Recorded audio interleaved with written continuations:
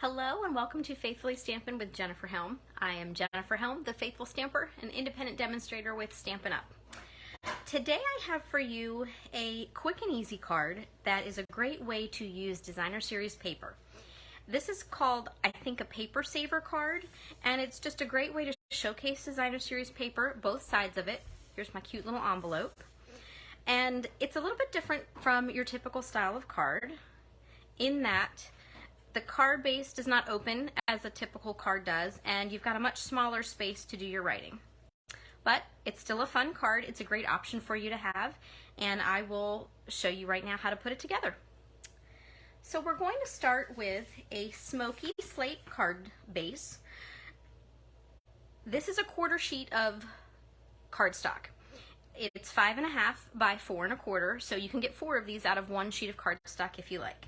So that is a little bit different from your typical card, but still fun. We're going to layer on top of that a piece of Bermuda Bay that is 5 1/4 by 4. Now this piece of cardstock can be embossed if you like. It does not have to be, because you are going to cover up most of it if you keep the center of your card this size. If you want more of the layer there to show, you'll just have to tweak the size of this central part. So up to you. But for our purposes today, this is 5 1/4 by 4. And I embossed this with our beautiful Fern 3D embossing folder. There we go, that's the embossed side. Whoop.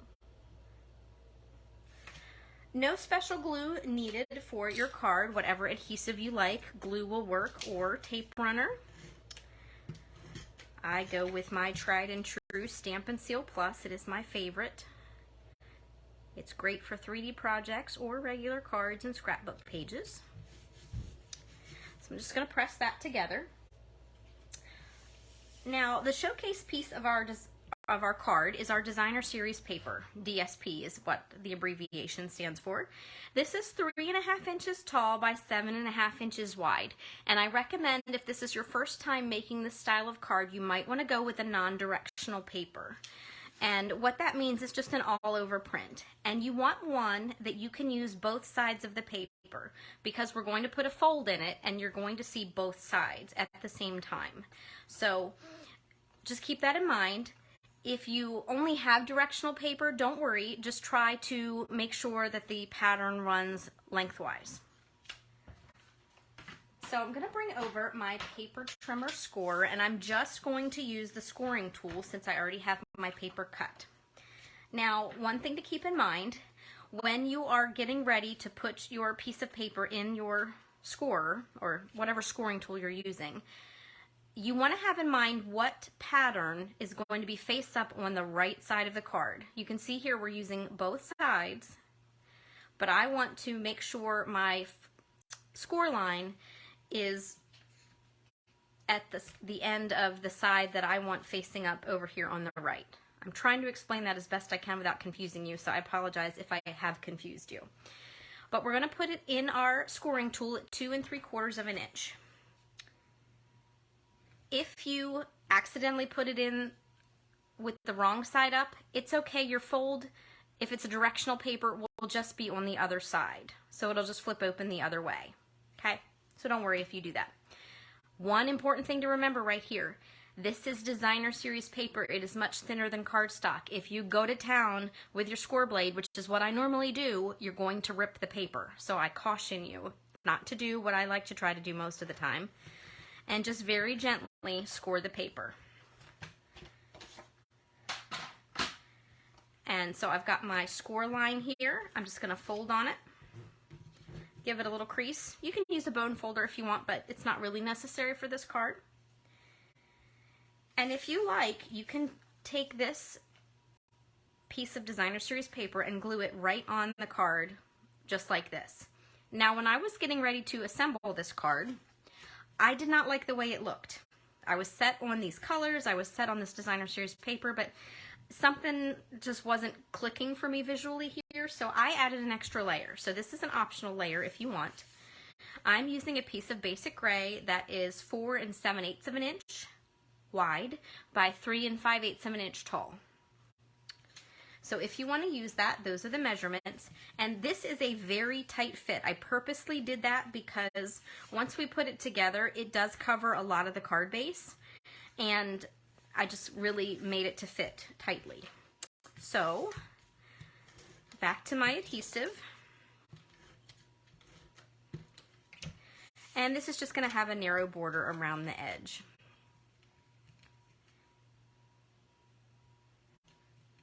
So, just like that. Now, I'm going to attach this to my card, like so. If you want, you can glue it flat, like I am doing here, just by using regular adhesive. Or, you can pop this up on dimensionals if you choose. Totally your call. It depends on how tall you want your card to be. Or if you prefer to keep it flat. Now, if you want to stamp maybe a personalized stamp on the back, I recommend you do that actually before you glue this piece on. If you're going to put it on dimensionals, if you're gluing it all flat like this, you still have a pretty flat surface to work with here. Just stay away from the edge a little bit. But the more you pile on the top of the card, the harder it's going to be if you want to do any stamping on the back. Just keep that in mind. All right, so for the inside of the card, I am going to keep it very, very simple. I have a piece of basic white. This is 2.5 inches wide by 3.25 inches tall. And I'm simply going to glue it on the inside of the card just like this. Normally I would do some stamping, maybe put a sentiment, but I didn't want to take up a lot of space on this card. I will show you some samples where I did stamp inside the card. But for today's purposes, keeping it plain and simple. And what you want to do, you don't need to line it up right on the score line, but you're going to want to hug it pretty close. So just center it top to bottom and then keep it fairly snugged in there because you want it to be hidden behind this flap of Designer Series paper.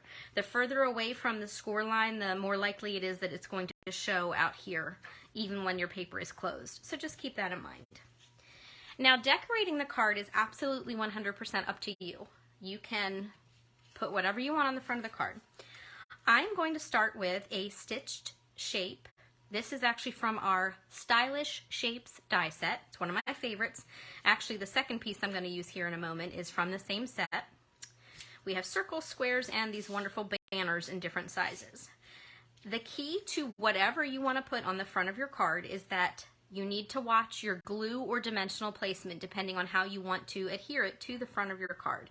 If you put glue all over the back of it and stick it on, you've glued your card shut. And I warn you about that because I've done it a time or two. Make sure you only put dimensionals or glue on the half of the card that's going to go, or the half of the shape that's going to go on the left side of your card. And that way you won't accidentally glue it shut.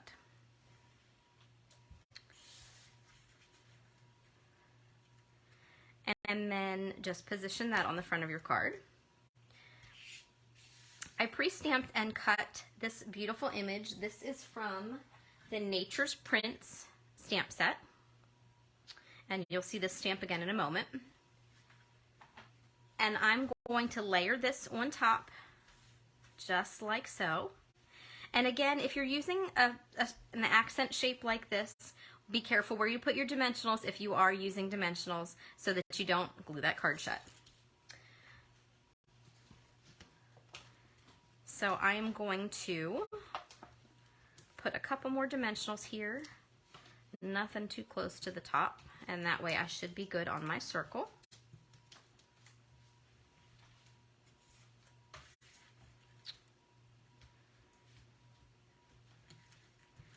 Now I've decided I'm going to put a banner on the front of the card, and I'm going to put do some stamping before I glue it here. So I have my Stampin' Pierce mat because the first stamp I'm going to use here is clear photopolymer, and it doesn't have a built-in cushion like our red rubber cling stamps do.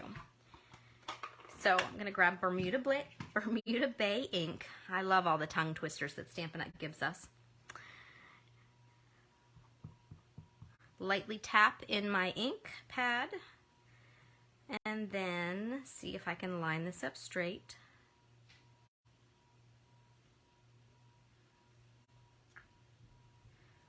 not bad. Now before I put everything away here, I'm going to let that sit for a moment. I'm going to bring over a piece of scrap paper because that beautiful image that I used on the front of the card, I want to add to my envelope. So here's my envelope, and I've got smoky slate ink. I'm going to bring over that stamped image that you saw from the front of the card. Now this is red rubber cling, that's why I put that Stampin' Pierce mat away. It's got that built-in foam cushion, so I don't need any extra. Again, lightly tap in ink. And I brought over the scrap paper because I knew I want to stamp off the corner of the envelope. Just add a little accent like that. Okay. So envelope is done. 2 finishing touches. First of all, this banner. Now, I could leave the banner off. It looks cute just like this, but I'm going to add the banner to the front of the card. I think I could put it in the center if I wanted, but I think I like it over here to the side. So I'm going to very carefully put dimensionals on the back. Excuse me. And then these, the backings go in the trash, and the banner goes on the front of the card. You can see how it's very easy to design your card however you like with whatever design you want for whatever holiday you want. Finishing touch. I wanted to add a little accent, a little embellishment, and I was thinking pearls, but I didn't really want stark white pearls on this card. So I actually pulled out my festive pearls. Now, they're festive, they're in our holiday mini catalog. So we have cherry cobbler, soft succulent, which is actually a green, and then silver and gold. And I thought about the silver, but I didn't really want too shiny on the card either. It turns out these soft succulent pearls are such a gentle color that they go with the Bermuda Bay on the card. Even though they're a green that I normally would not pair with the Bermuda Bay, it works. So sometimes you get to think outside the box a little bit as far as your embellishments go. And so I'm going to add just a couple of those pearls, and then the card is finished. I've got my envelope to go with it, and it's ready to go. Now, one thing about this card is you do have a small surface area to write with, especially if you're going to add any sentiment to the inside. So if you like to write a lot in your cards, an option for you is to take a panel of 5 1/4 by 4 basic white, or in this case, I could even write on the back of the smoky slate because it is a light color, but if you were using basic black or early espresso, something darker, you could just add another panel of cardstock and do some writing here.